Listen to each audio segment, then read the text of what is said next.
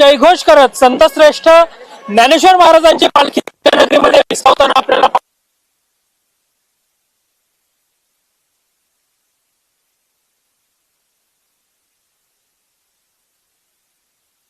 सुरू झालेले आहे। वारकरी बांधव जे आहेत ते पुण्यनगरीमध्ये दाखल होण्यास सुरुवात झालेली आहे।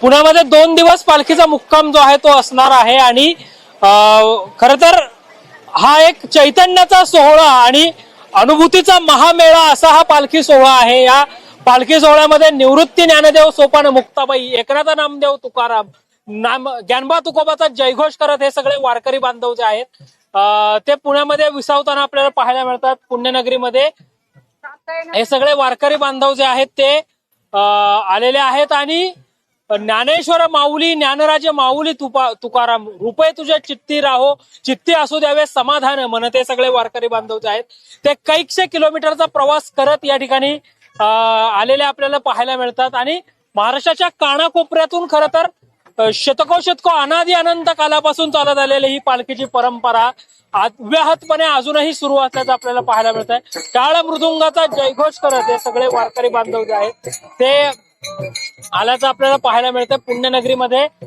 विसावल्याचं आपल्याला पाहायला मिळतंय। थंडी ऊन वारा पाऊस नको विठुराया म्हणत हे सगळे वारकरी बांधव जे आहेत ते केवळ विठ्ठल नामाचा जयघोष करत हे सगळे वारकरी बांधव टाळ चिपळ्या हाती घ्या रे चला गाऊन नाचूया रे भक्ती पुढे ही शक्ती हरली विठ्ठल नामाची शाळा भरली म्हणत हे सगळे वारकरी बांधव जे आहेत ते या ठिकाणी पुण्यनगरीमध्ये विसावल्याचं पाहायला मिळतंय।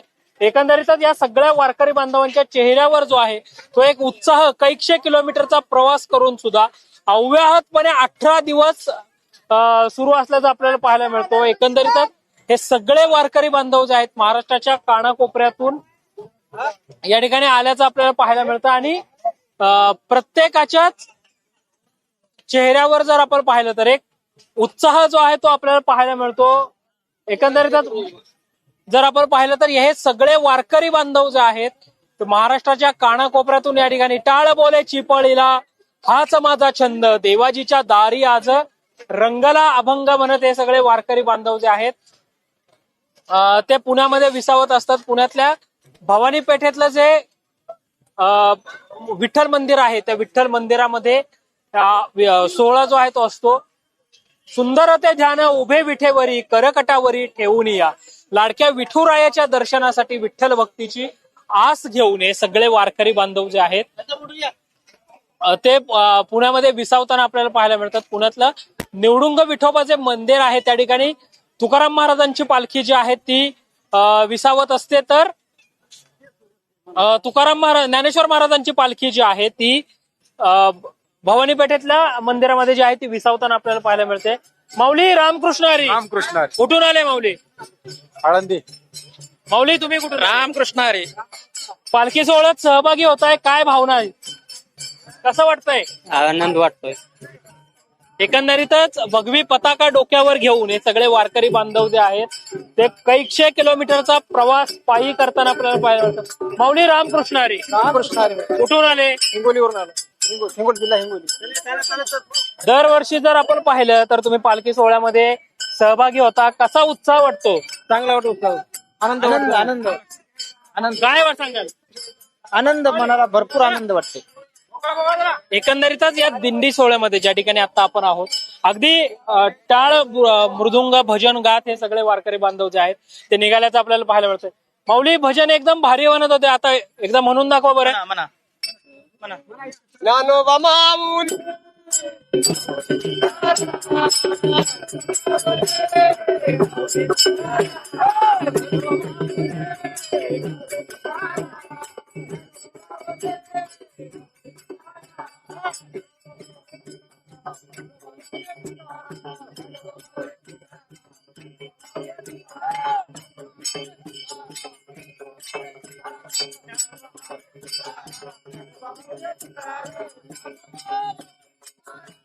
एकंदरीतच अभंगाचा जयघोष कळत टाळ मृदुंगामध्ये हे सगळे वारकरी बांधव जे आहेत ते पंढरपूरच्या दिशेने मार्गस्थ होताना आपल्याला पाहायला मिळत आहेत। सावळागी माये म्हणत हे सगळे लाडक्या विठ्ठल भक्तीची आस घेऊन लाडक्या विठुरायाला भेटण्यासाठी हे सगळे वारकरी बांधव जे आहेत ते सलग 18 दिवस पायी प्रवास करत असतात. अनवाणी पायाने डोक्यावर तुळशी वृंदावन घेत भगवी पताका घेत हे सगळे वारकरी बांधव जे आहेत ते पंढरपूरच्या दिशेने मार्गस्थ होत असतात. आज पुण्यनगरीमध्ये हा पालखी सोहळा जो आहे तो विसावणार आहे. माऊली कुठून आले तुम्ही?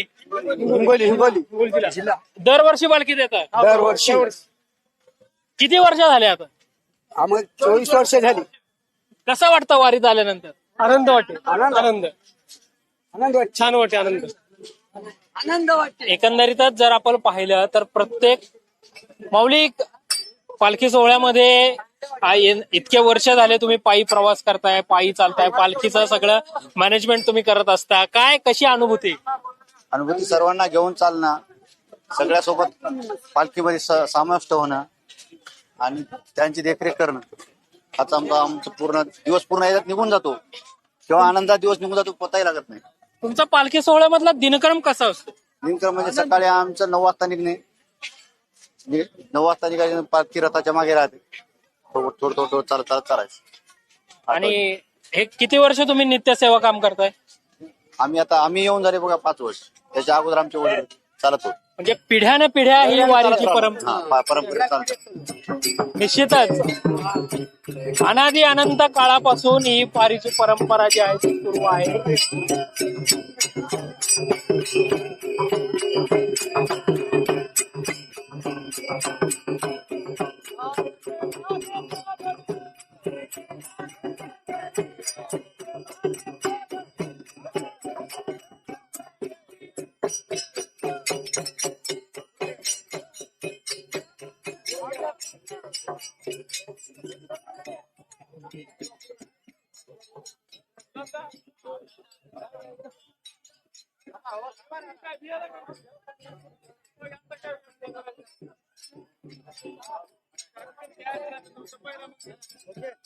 ज्ञानेश्वर माऊली, ज्ञानराज माऊली, तुकाराम म्हणत हे सगळे वारकरी बांधव जे आहेत ते पंढरपूरच्या दिशेने मार्गस्थ होताना आपल्याला पाहायला मिळतात. आणि ह्या सगळ्या वारकरी बांधवांच्या चेहऱ्यावर जो आहे ते एक सुख, शांतीचं समाधान आपल्याला या प्रत्येक वारकरी बांधवांच्या चेहऱ्यावर पाहायला मिळतो. कारण कुठल्याही अपेक्षेशिवाय निरपेक्ष भावनेने हे सगळे वारकरी बांधव जे आहेत त्या 18 दिवस पायी प्रवास न थकता करताना आपल्याला पाहायला मिळतात.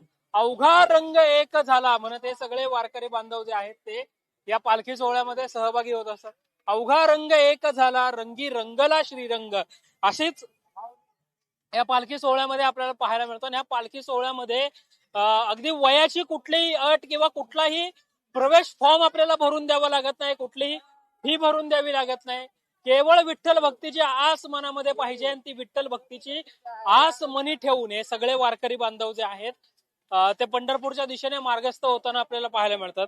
आळंदीमध्ये जेव्हा पालखी प्रस्थान सोहळ्याच्या निमित्तानं मी कव्हरेजसाठी गेलो होतो त्यावेळी एका माऊलींना ज्यावेळी प्रश्न विचारला की पालखी सोहळ्यामध्ये सहभागी होऊन तुम्हाला नेमकी काय अशी अनुभूती मिळते, त्या माऊलींनी दिलेलं उत्तर हे खऱ्या अर्थाने कृतार्थ आहे की पालखी सोहळा का करावा. त्या माऊलींनी दिलेलं उत्तर असं होतं, ज्याप्रमाणे आई आपल्या लेकराची काळजी घेते तसं माऊली आमची काळजी घेतात आणि म्हणून आम्ही नित्य दरवर्षी या पालखी सोहळ्यामध्ये जे आहे ते सहभागी होत असतो. तुकाराम महाराजांची पालखी पुण्यनगरीमध्ये विसावलेली आहे. ज्ञानेश्वर महाराजांची पालखी मार्गस्थ होताना आपल्याला प्रस्थान ठेवताना पुण्यनगरीमध्ये आपल्याला पाहायला मिळते.